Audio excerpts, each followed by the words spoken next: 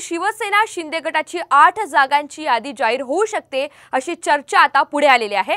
मागील काही दिवसांपासून वाद सुरू असलेल्या नाशिक, यवतमाळ, रायगड, ठाणे आणि मुंबई या जागांवर प्रामुख्याने लक्ष आहे।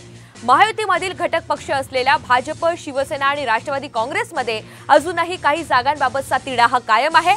महायुतीमध्ये अखेर या जागांचा तिढा सुटलाय का आणि तिढा सुटला असेल तर या जागा कुणाच्या वाटेला जाणार हे पाहणं आता अत्यंत महत्त्वाचं असणार आहे। तर आज शिवसेना शिंदे गटाची 8 जागांची यादी जाहीर होण्याची शक्यता या ठिकाणी वर्तवली जाते।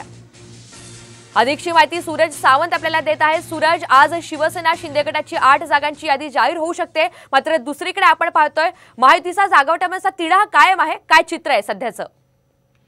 नक्कीच आपण तुझ्या पाहतोय की लोकसभा निवडणुकीचं बिगुल हे वाजलेलं आहे। महायुती पाठोपाठ महाविकास आघाडीचा जो तिढा आहे तो अद्याप सुटलेला पाहायला मिळत नाहीये। महाविकास आघाडी, सांगली, भिवंडी या जागांवरनं अद्यापही रस्सीखेच सुरू आहे। ईशान्य मुंबईवरती तर राष्ट्रवादीने दावा केलेला आहे आणि त्यावरती ते ठाम असल्याचं मत आहे। त्यामुळे एकूणच महाविकास आघाडीत कुठेतरी फूट पडत चालल्याचं पाहायला मिळतं। तर दुसरीकडे महायुतीतल्या जागा वाटपांचा तिढा हा काल काही प्रमाणात सुटल्याचं चर्चा आहे, कारण काल मुख्यमंत्र्यांच्या वर्षा बंगला या निवासस्थानी स्वतः देवेंद्र फडणवीस त्याचबरोबर अजितदादा यांच्या उपस्थितीत जे वादग्रस्त नेते होते, म्हणजे शिवतरेंनी जी भूमिका घेतली होती त्यांची समजूत काढण्यात आली होती। तर अमरावती संदर्भात अडसूळ स्वतः तिथे उपस्थित होते आणि काल जर नवनीत राणा यांचा भाजप प्रवेश झालेला आहे त्यामुळे अप्रत्यक्षरित्या नवनीत राणा यांना भाजपकडनं तिकीट दिलं जाणार असल्याचं कळतं आणि यावरूनच कुठेतरी अडसूळ वाद आहे। त्या जागांवरचा जो वाद आहे तो मिटवण्याचे प्रयत्न हे महायुतीकडून सध्या सुरू आहेत